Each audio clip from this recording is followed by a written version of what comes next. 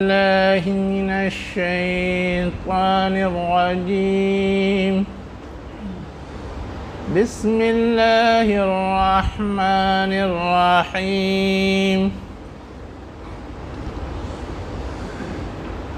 ولمن انتصر بعد ظلمه فأولئك ما عليهم من سبيل إنما السبيل على الذين يظلمون الناس ويبغون في الأرض بغير الحق أولئك لهم عذاب أليم. صدق اللہ العلی العظیم. شروع اللہ کے نام سے جو انتہائی مہربان ہمیشہ رحم فرمانے والا ہے. اور وہ لوگ جن پر ظلم کیا گیا، ظلم کے بعد وہ بدلہ لیں تو ان پر کسی طرح کا کوئی الزام نہیں ہے. اصلاً الزام ان پر ہے جو ظلم کرتے ہیں لوگوں پر اور زمین میں ناحق زیادتی کرتے ہیں. ایسے ہی لوگوں کے لیے دردناک عذاب ہے. یہ سورہ شورى کی آیات نمبر 41 اور 42 ہیں، جس کی میں نے ابھی تلاوت کی اور آپ نے ترجمہ سنا ہے. ابھی ہم فجر کی نماز پڑھ رہے تھے تو ہم نے قنوت نازلہ پڑھی ہے. کیوں پڑھی ہے؟ اس لیے کہ فلسطین کے اندر مقیم مظلومین کے لیے اللہ کے حضور فریاد کر سکیں کہ اللہ اپنی خاص مدد اور نصرت سے ان کی حفاظت فرمائے اور جو ظالم ہیں ان کو تباہ و برباد کرے.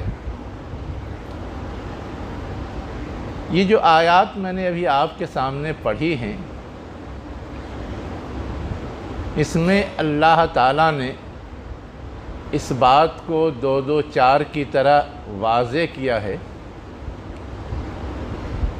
کہ جن کے اوپر ظلم ہو انہیں یہ حق حاصل ہے کہ وہ اس کا بدلہ لیں، اور اگر وہ بدلہ لیتے ہیں تو اس پر انہیں کوئی ملامت نہیں کی جائے گی، برا بھلا نہیں کہا جائے گا، ان کے خلاف کوئی الزام نہیں لگایا جائے گا. اس لیے کہ اصل غلط کار اور خطا کار وہ لوگ ہیں جنہوں نے ظلم کیا ہے اور جو چاہتے ہیں کہ وہ ظلم کا سلسلہ جاری رہے. آج اگر وہ بدلہ نہیں لے پاتے تو واضح رہنا چاہیے کہ ایک دن آنے والا ہے جبکہ ان ظالموں کو دردناک عذاب سے دوچار ہونا پڑے گا. یہ ہے جو ان دونوں آیات کے اندر بیان کیا گیا ہے. جو کچھ صورتحال ہے فلسطین کے اندر، اس میں کون ظالم ہے اور کون مظلوم ہے، ہمارے اور آپ کے لیے کچھ بہت زیادہ غیر واضح چیز نہیں ہے، لیکن دنیا کے سامنے اس چیز کو گڑمٹ کرنے کی بہت شدت کے ساتھ کوشش کی جا رہی ہے. اسرائیل کے وزیر اعظم نے بیان دیا کہ پہلے انہوں نے حملہ کیا ہے، اس لیے دہشت گرد وہ ہیں. گویا اصلاً ظالم وہ ہیں اور ہم جوابی حملہ کر رہے ہیں، اس لیے گویا ہم مظلوم ہیں. یہ دنیا کو بتانے کی کوشش کی ہے. حالانکہ حقیقت واقعہ کیا ہے؟ تاریخ پہ بھی ہماری نظر ہونی چاہیے اور صورتحال پر بھی ہماری نظر رہنی چاہیے. تاریخ یہ بتاتی ہے کہ جب ہٹلر نے یہودیوں کو جرمنی سے دیش نکالا دیا، مار مار کے ختم کرنے کی کوشش کی، تو کچھ لوگ وہاں سے پناہ کی تلاش میں نکلے، نہ فرانس نے پناہ دی، نہ برطانیہ نے پناہ دی، کسی نے پناہ نہیں دی۔ انسانی ہمدردی کے تحت فلسطینیوں نے پناہ دی اور وہ وہاں آباد ہوئے، ورنہ تو صلاح الدین ایوبی رحمہ اللہ کے زمانے میں تو وہ در بدر کیے جا چکے تھے۔ اب آباد ہوئے تو پیر پھیلانا شروع کیا اور اپنا حق جتانا شروع کیا، اور جو بڑی ظالم طاقتیں ہیں ان کی مدد سے اپنی حکومت بھی قائم کی، اور جو وہاں کے اصل باشندے تھے، اصل فلسطینی تھے، ان کو دھیرے دھیرے سائیڈ لگانا شروع کیا۔ وہی مقام ہے جہاں کی آج فلسطینی قیام پذیر ہیں اور جسے غزہ کہتے ہیں، اور باقی جتنا حصہ ہے اس پہ انہوں نے قبضہ کر لیا ہے۔ جو پورا فلسطین تھا اس کا 1/3 سے کم ہے جو غزہ کہلاتا ہے، اور باقی پورا حصہ انہوں نے چھین رکھا ہے زبردستی مار مار کر کے۔ اور اس دوران جب انہوں نے یہ قبضے کا سلسلہ شروع کیا، مختلف مواقع پہ مختلف طرح کی لڑائیاں ہوتی رہی ہیں۔ اس لیے یہ کہنا کہ انہوں نے پہلے حملہ کیا اس لیے وہ دہشت گرد اور ظالم ہیں، ہم پر حملہ کیا گیا اس لیے ہم مظلوم ہیں، یہ تاریخی حقیقت کے خلاف ہے۔ موجودہ جو صورتحال ہے UN کی رپورٹ کے مطابق وہ یہ ہے کہ 2008 سے آج کی تاریخ تک، ستمبر 2023 تک، ان اسرائیلیوں نے 6407 فلسطینیوں کو تہہ تیغ کیا ہے، مار کے ختم کیا ہے۔ باقی زخمی کیا، ستایا، ان کی جگہیں چھینی، وہ ایک الگ چیز ہے۔ اور اس پورے وقفے میں مختلف جھڑپوں میں اور مختلف مواقع پر صرف 308 اسرائیلی مارے گئے۔ اب سوچ لیجئے ظالم اس پیمانے پر بھی کون ٹھہرتا ہے؟ اس کے باوجود وہ الزام دینے کی کوشش کی جا رہی۔ ہمیں اور آپ کو معلوم ہونا چاہیے کہ ابھی جو کچھ صورتحال سامنے آئی ہے وہ تو یہ ہے کہ مرتا کیا نہ کرتا، ایسے بھی دھیرے دھیرے مار کے ختم کیا جا رہا ہے، ستایا جا رہا ہے، اور ویسے بھی اپنے جان کی حفاظت کے لیے کچھ قربانی دینا غلط نہیں ہے، اس لیے انہوں نے یہ اقدام کیا۔ اور اس اقدام کے پیچھے وجہ جواز ہے۔ وجہ جواز کیا ہے؟ وجہ جواز یہ ہے کہ انہوں نے اس غزہ کو بالکل جیل کی طرح گھیر دیا ہے، 3 طرف سے وہ کیا ہے؟ آہنی دیواروں سے گھرا ہوا ہے، بغیر اسرائیلی حکومت کی اجازت کے نہ وہاں دوائیں جا سکتی ہیں، نہ وہاں ڈیزل اور پٹرول جا سکتا ہے، نہ وہاں کھانے پینے کی چیزیں جا سکتی ہیں۔ ہم تصور کر سکتے ہیں کس حال میں وہ جی رہے ہوں گے اور کیسے ان کی زندگی سلامت ہے۔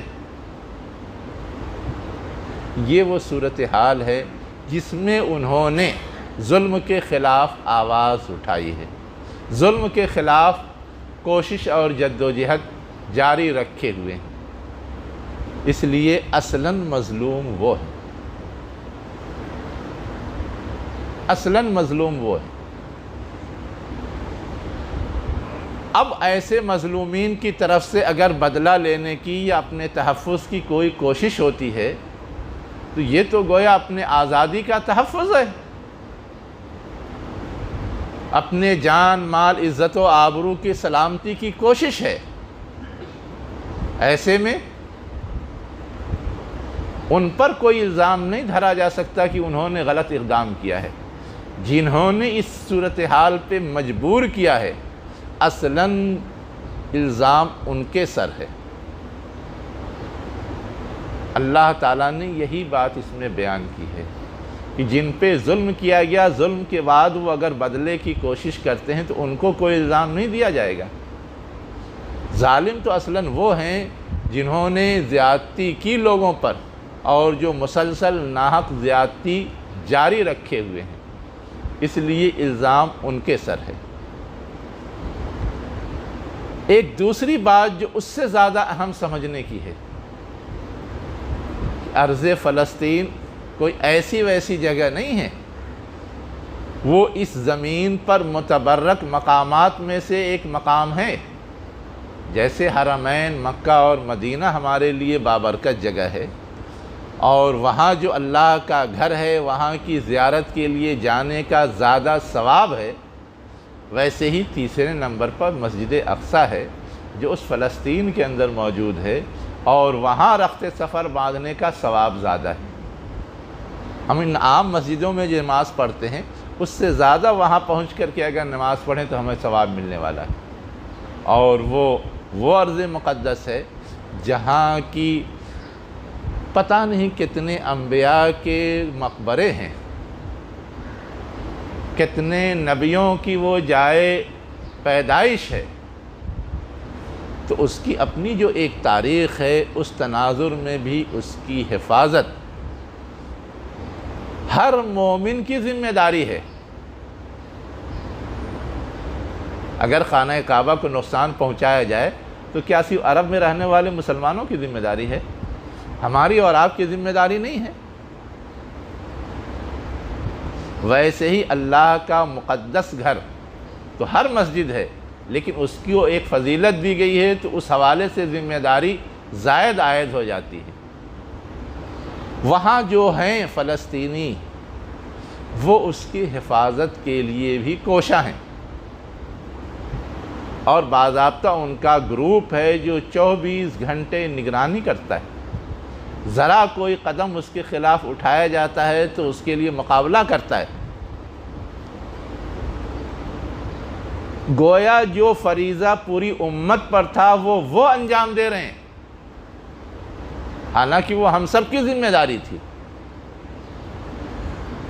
تو اگر وہ اتنا بڑا کام انجام دے رہے ہیں تو ایسے لوگوں کی حمایت، ایسے لوگوں کی مدد اور ایسے لوگوں کی پشت پناہی، یہ ہماری اور آپ کی ذمہ داری ہے، ہمارا اور آپ کا فریضہ ہے۔ ہمیں اور آپ کو اس اینگل سے بھی اس ایشو کو دیکھنا چاہیے، اس مسئلے کو سمجھنے کی کوشش کرنی چاہیے۔ ہمیں اور آپ کو تو یہ تعلیم دی گئی ہے کہ عام انسان اگر مظلوم ہے، چاہے وہ مومن ہو چاہے وہ کافر ہو، اس کی مدد کی جانی چاہیے۔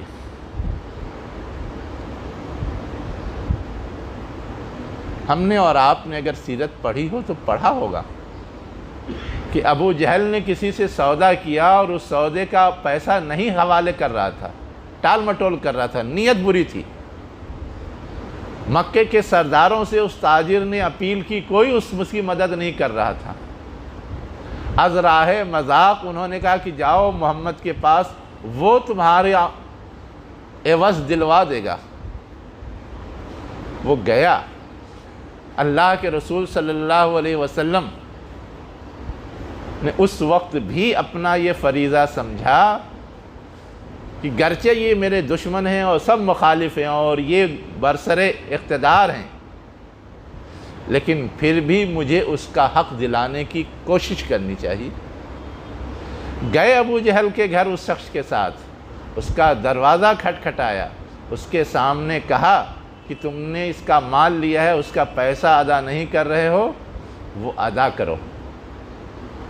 اور اس نے اندر سے جا کر کے لا کر کے وہ عوض عطا کیا۔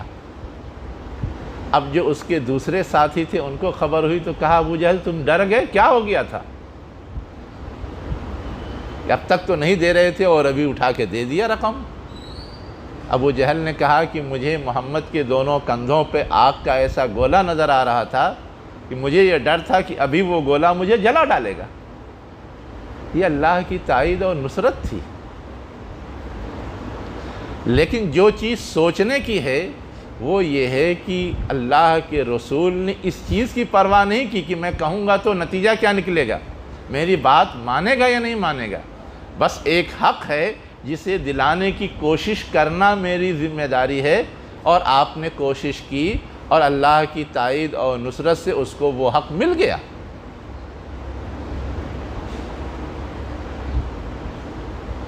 ظاہر ہے کہ جس کی مدد کی تھی وہ مسلم نہیں تھا، وہ مومن نہیں تھا، وہ آپ کا رشتہ دار اور بھائی نہیں تھا، ایک اجنبی آدمی تھا، لیکن اس کے باوجود آپ نے اس کا حق دلانے کی کوشش کی، اس کی مدد کی، اس کی حمایت کی، اس کی نصرت کی۔ تو ہمیں اور آپ کو یہ چیز سمجھنے کی ضرورت ہے۔ ایسا نہیں کہ تاریخ میں یہی ایک واقعہ ہے، حلف الفضول کا بھی ایک واقعہ ہے جو نبوت سے پہلے کا ہے، لیکن بعد کے بھی واقعات ہیں۔ حسین رضی اللہ عنہ مدینہ میں تھے، امیر معاویہ کے زمانے میں ولید وہاں کا گورنر تھا، اس نے حسین رضی اللہ عنہ کے ایک جائیداد پہ قبضہ کر لیا۔ حسین رضی اللہ عنہ نے کہا کہ انصاف کرو میرے ساتھ، ورنہ میں تلوار لے کر کے مسجد نبوی میں بیٹھ جاؤں گا اور اپنا حق کسی قیمت پہ وصول کرنے کی کوشش کروں گا۔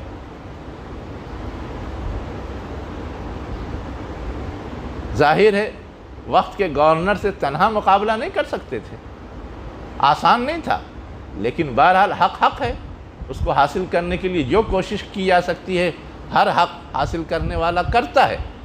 جب انہوں نے یہ کہا، ان کی تائید میں عبداللہ بن زبیر نے بھی کہا کہ ان کے ساتھ انصاف کرو، ان کی جائیداد لوٹاؤ، ورنہ تلوار لے کر کے میں ان کے ساتھ کھڑا ہو جاؤں گا۔ مسور بن مخرمہ نے بھی کہا کہ ان کے ساتھ انصاف کرو اور ان کی جائیداد لوٹاؤ، ورنہ میں ان کی تائید میں ان کے پیچھے کھڑا ہوں۔ عبد الرحمن بن عثمان رضی اللہ عنہ نے بھی کہا کہ ان کی جائیداد لوٹاؤ، ورنہ میں ان کے ساتھ کھڑا ہوں۔ جب اس نے یہ دیکھا کہ بہت سارے لوگ اس کی پشت پناہی کے لیے کھڑے ہیں، مجبوراً اس نے وہ جائیداد لوٹائی، جائیداد لوٹائی۔ تو ہوتا یہ ہے کہ ظالم کے خلاف تھوڑا ہمت دکھانی ہوتی ہے، جرأت دکھانی ہوتی ہے، اور ایک جٹ ہو کر کے کوشش کرنا ہوتا ہے تاکہ ظالم کو مجبور کیا جا سکے۔ ہاں، اگر مظلوم کی حمایت کرنے والے ایسے لوگ ہیں جن کے پاس خود پاور ہے تو وہ تنہا بھی اس کام کو انجام دے لیتے۔ ہم نے قرآن میں پڑھا ہوگا سورہ کہف کے اندر، ذوالقرنین سے مظلوموں نے مدد چاہی، انہوں نے مدد کی۔ حبشہ کے بادشاہ نجاشی سے مومنین نے مدد چاہی، انہوں نے حمایت کی۔ تو جس کے پاس قوت ہے، طاقت ہے، صلاحیت ہے، وہ اپنے بل پہ کرتا ہے، لیکن جہاں مسئلہ یہ ہو کہ قوت صلاحیت نہیں ہے تو دوسرے لوگ جو حق کو سمجھ رہے ہیں ان کو ان کے پیچھے کھڑا ہونا چاہیے، تو گویا مظلوم کی مدد ہوگی اور ظالم کو ظلم سے روکا جا سکے گا۔ آخری بات جو پریکٹیکل ہے وہ میں کہہ کے اپنی بات ختم کرنا چاہتا ہوں کہ ہم اور آپ ایسے مقام پر ہیں جہاں سے کس قدر مدد کر سکتے ہیں ہمیں اور آپ کو اندازہ ہے۔ مدد کی جو مطلوبہ شکل ہے ہم اس کو پورا کرنے کی پوزیشن میں نہیں ہیں، لیکن کم سے کم اتنا تو کر سکتے ہیں کہ جو غلط خیال سماج اور معاشرے کے اندر پھیلایا جا رہا ہے اس غلط خیال